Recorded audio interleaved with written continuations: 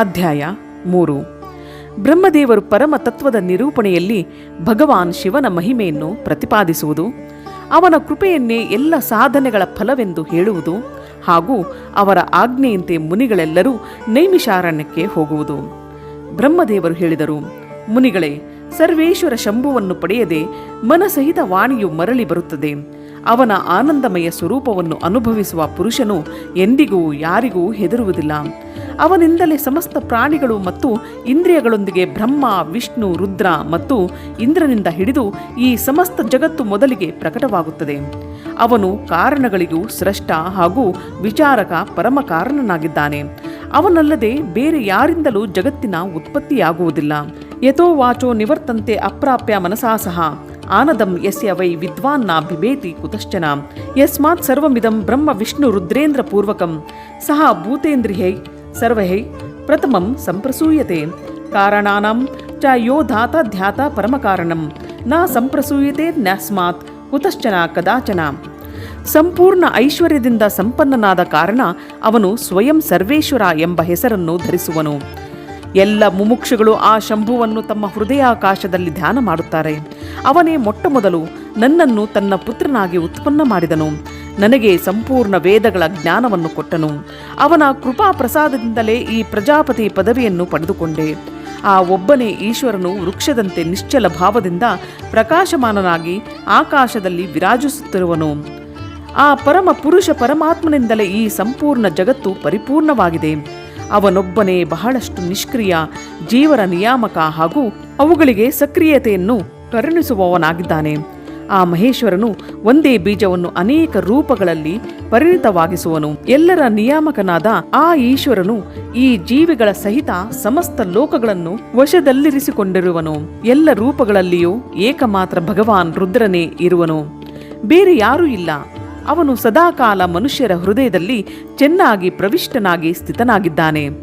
ಅವನು ಸ್ವತಃ ಸಮಸ್ತ ವಿಶ್ವವನ್ನು ನೋಡುತ್ತಿದ್ದರೂ ಇತರರು ಎಂದಿಗೂ ಅವನನ್ನು ನೋಡಲಾರರು. ಸಮಸ್ತ ಜಗತ್ತಿನ ಅಧಿಷ್ಠಾನನಾಗಿದ್ದು ಅನಂತ ಶಕ್ತಿಶಾಲಿ ಏಕಮಾತ್ರ ಭಗವಾನ್ ರುದ್ರನು ಕಾಲನಿಂದ ಮುಕ್ತನಾಗಿ ಸಮಸ್ತ ಕಾರಣಗಳನ್ನು ಶಾಸನ ಮಾಡುವನು. ಅವನಿಗೆ ಹಗಲಾಗಲಿ ರಾತ್ರಿಯಾಗಲಿ ಇಲ್ಲ. ಅವನಿಗೆ ಸಮಾನರು ಯಾರೂ ಇಲ್ಲ. ಅಂತಿರುವಾಗ ಹೆಚ್ಚಿನವರು ಹೇಗೆ ಇರಬಲ್ಲರು? ಅವನ ಜ್ಞಾನ, ಬಲ, ಕ್ರಿಯೆರೂಪಿ ಪರಾಶಕ್ತಿಯು ಸ್ವಾಭಾವಿಕ ಹಾಗೂ ನಿತ್ಯವಾಗಿದೆ. ನ ಯಸ್ಯ ದಿವಸೋ ರಾತ್ರಿರ್ನ ಸಮಾನೋ ನ ಚಾದಿಕಃ ಸ್ವಾಭಾವಿಕಿ ಪರಾಶಕ್ತಿರ್ನಿತ್ಯ ಜ್ಞಾನಕ್ರಿಯೆ ಅಪಿ. ಅವನು ಕ್ಷರ ಅಂದರೆ ವಿನಾಶಶೀಲ, ಅವ್ಯಕ್ತ ಅಂದರೆ ಪ್ರಕೃತಿ, ಪರ ಹಾಗೂ ಅಮೃತ ಸ್ವರೂಪ ಅಕ್ಷರ ಅಂದರೆ ಅವಿನಾಶಿ ಜೀವಾತ್ಮನ ಮೇಲೆ ಶಾಸನ ಮಾಡುವನು. ನಿರಂತರ ಅವನ ಧ್ಯಾನ ಮಾಡುವುದರಿಂದ, ಮನಸ್ಸನ್ನು ಅವನಲ್ಲಿ ತೊಡಗಿಸುವುದರಿಂದ ಹಾಗೂ ಅವನ ತತ್ವವನ್ನೇ ಭಾವಿಸುತ್ತಾ ಅವನಲ್ಲಿ ತನ್ಮಯನಾಗಿರುವುದರಿಂದ ಜೀವನು ಕೊನೆಗೆ ಅವನನ್ನೇ ಹೊಂದುವನು. ಮತ್ತೆ ಎಲ್ಲ ಮಾಯೆಯು ತಾನಾಗಿಯೇ ದೂರವಾಗುತ್ತದೆ. ಅವನ ಬಳಿಯಲ್ಲಿ ವಿದ್ಯುತ್ ಪ್ರಕಾಶಿಸುವುದಿಲ್ಲ. ಸೂರ್ಯ ಚಂದ್ರರು ತಮ್ಮ ಪ್ರಭೆಯನ್ನು ಬೀರಲಾರರು.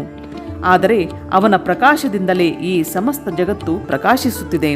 ಹೀಗೆ ಸನಾತನ ಶ್ರುತಿಯು ಹೇಳುತ್ತದೆ.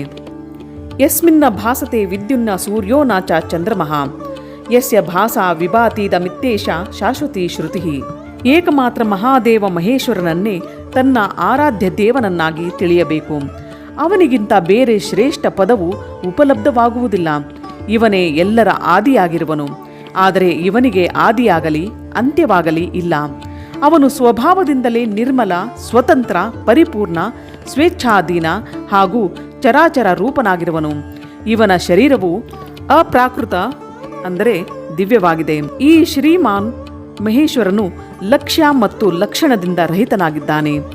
ಇವನು ನಿತ್ಯ ಮುಕ್ತನಾಗಿ ಎಲ್ಲರನ್ನು ಬಂಧನದಿಂದ ಮುಕ್ತಗೊಳಿಸುವನು. ಕಾಲದ ಸೀಮೆಯಿಂದ ಅತೀತನಾಗಿದ್ದು ಕಾಲವನ್ನು ಪ್ರೇರಿತಗೊಳಿಸುವವನಾಗಿದ್ದಾನೆ. ಅಪ್ರಾಕೃತ ವಪುಃ ಶ್ರೀಮಾನ್ ಲಕ್ಷ್ಯ ಲಕ್ಷಣ ವರ್ಜಿತಃ ಅಯಂ ಮುಕ್ತೋ ಮೋಚಕಶ್ಚ ಹ್ಯಕಾಲಃ ಕಾಲಚೋದಕಃ. ಇವನು ಎಲ್ಲರ ಮೇಲೆ ವಾಸ ಮಾಡುವನು. ಎಲ್ಲರ ಆವಾಸ ಸ್ಥಾನವು ಅವನೇ ಆಗಿರುವನು. ಸರ್ವಜ್ಞನಾಗಿದ್ದು 6 ಪ್ರಕಾರದ ಮಾರ್ಗಗಳಿಂದ ಕೂಡಿಕೊಂಡು ಈ ಸಂಪೂರ್ಣ ಜಗತ್ತಿನ ಪಾಲಕನಾಗಿದ್ದಾನೆ. ಉತ್ತರೋತ್ತರ ಉತ್ಕೃಷ್ಟ ಭೂತಗಳಿಂದಲೂ ಪರಮೋತ್ಕೃಷ್ಟನಾಗಿದ್ದಾನೆ. ಅವನಿಗಿಂತ ಮಿಗಿಲಾದವರು ಬೇರೆ ಯಾರೂ ಇಲ್ಲ. ಅನಂತ ಅನಂತ ರಾಶಿ ರೂಪಿ ಮಕರಂದವನ್ನು ಪಾನ ಮಾಡುವ ಮಧುವ್ರತ ಅಂದರೆ ಭ್ರಮರನಾಗಿದ್ದಾನೆ.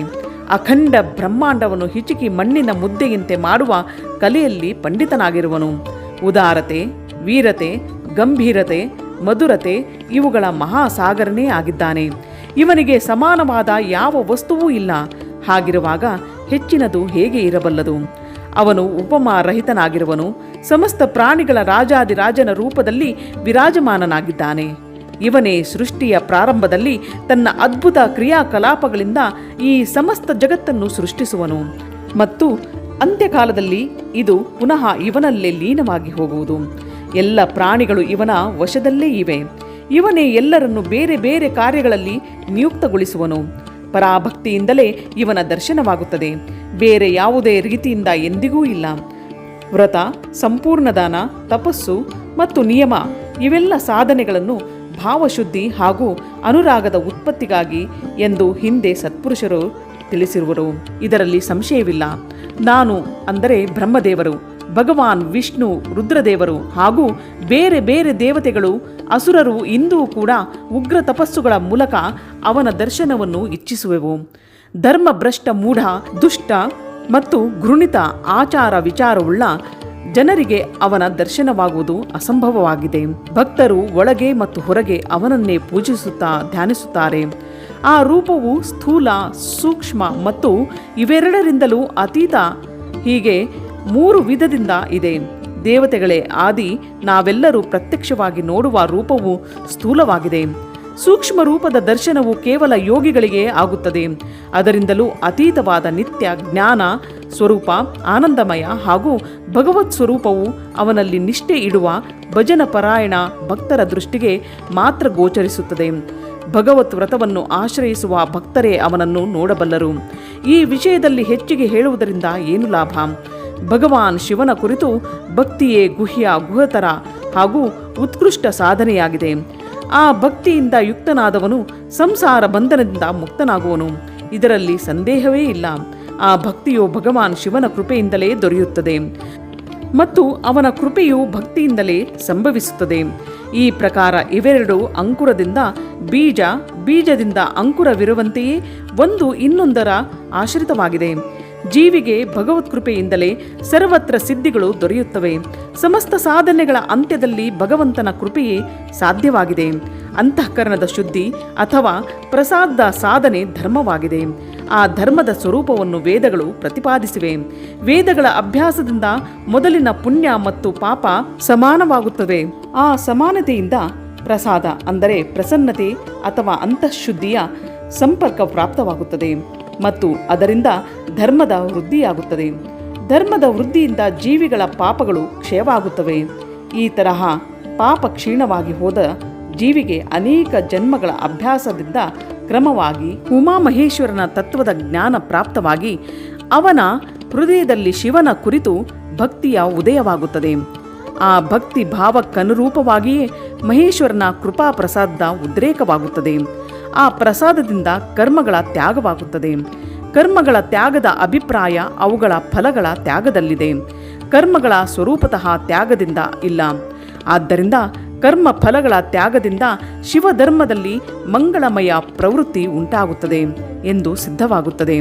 ಅದಕ್ಕಾಗಿ ಶಿವನ ಕೃಪಾ ಪ್ರಸಾದವನ್ನು ಪಡೆಯುವ ಉದ್ದೇಶದಿಂದ ನೀವೆಲ್ಲರೂ ತಮ್ಮ ಪತ್ನಿ, ಪುತ್ರ ಮತ್ತು ಅಗ್ನಿಗಳ ಸಹಿತ ವಾಣಿ ಮತ್ತು ಮನಸ್ಸಿನ ದೋಷಗಳಿಂದ ರಹಿತರಾಗಿ ಏಕಮಾತ್ರ ಭಗವಾನ್ ಶಿವನನ್ನೇ ಧ್ಯಾನ ಮಾಡುತ್ತಾ ಇರಿ.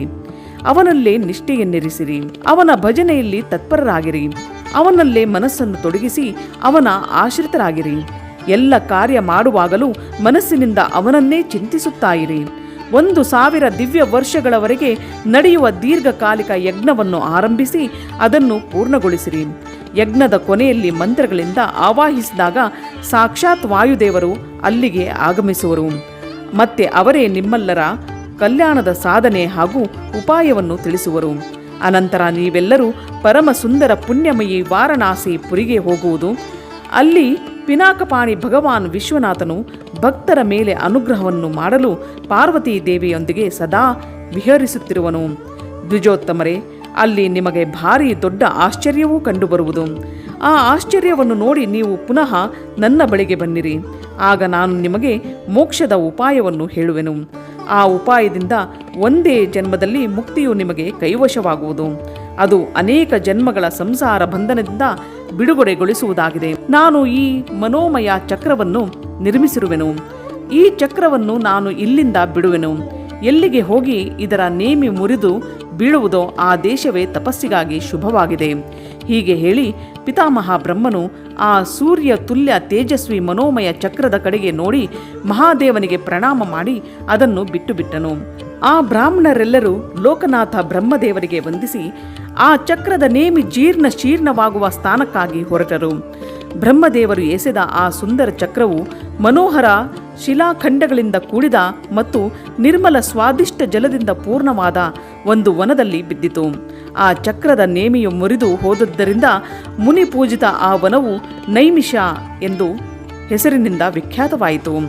ಅನೇಕ ಯಕ್ಷರು, ಗಂಧರ್ವರು, ವಿದ್ಯಾಧರರು ಅಲ್ಲಿಗೆ ಬಂದು ನೆಲೆಸಿದರು.